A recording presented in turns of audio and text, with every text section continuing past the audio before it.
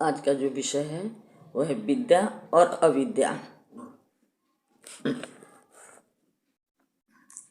ज्ञान तीव्र वैराग्य है, भक्ति सहायक जान, सो अनन्य प्रभु भक्त में, भक्ति सकल गुण खान। विद्या सूर्य है, इसके उदय हो जाने पर चमगादड़ रूपी अविद्या अंधकार स्वतः गायब हो जाती है, भागने लगते हैं और इस सूर्य अपना प्रखर प्रकाश लेकर नभमंडल में दे दीप्यमान हो जाता है। विद्या ज्ञान है, प्रकाश है, और अविद्या अज्ञान है और अंधकार है। पदार्थ की वास्तविकता और उसकी परख विद्या के द्वारा होती है। विद्या केवल पुस्तक पढ़ने या वाणी विलास में नहीं है, बल्कि सद्ग्रंथों एवं सच्चे गुरु के द्वारा अपने कर्तव्य का निर्णय प्राप्त कर उसके सदा आचरण करने में है। एक साधारण अविवेकी का जीवन जिसमें ज्ञान की न्यूनता है, अपनी सांसारिक यात्रा को उसी व्यग्रता और कठिनाई से पार करता है जिस प्रकार एक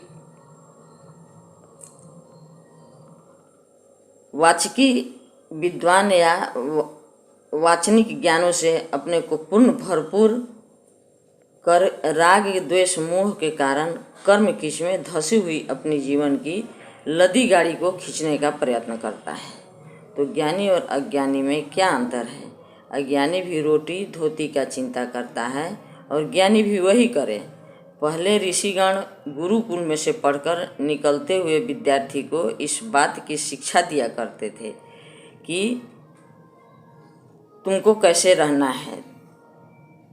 तो उसको वेद क्या कहता है? सत्यम वद धर्मचर मृतो न प्रमादितव्याम स्वाध्याया नमा प्रमद।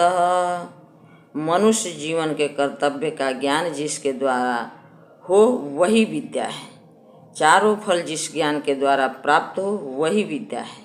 अविद्या से अनेक भ्रम कष्ट शोक संताप से ग्रसित होता हुआ जीवन सदैव नीचे को गिरता चला जाता है। महर्षि कनाद क्या कहते हैं? अदुष्टम विधा, जिसमें किसी तरह का भ्रम न हो वह विद्या है। इसके विपरीत अविद्या है।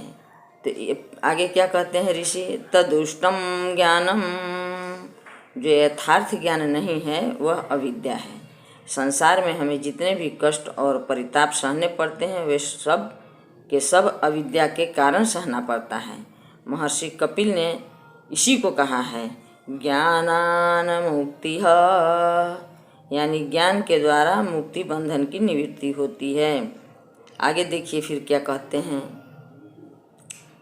बंधनो विपर्यात अविद्या, अविद्या से बंधन होता है। हम लोग इस पर विचार करें कि जो भी अभी हम लोग पढ़ लिख रहे हैं वेद पुराण रामायण गीता, उसमें विद्या तो है लेकिन उसे हम लोग पकड़ नहीं पा रहे हैं। तो हम लोग विद्या खोजें।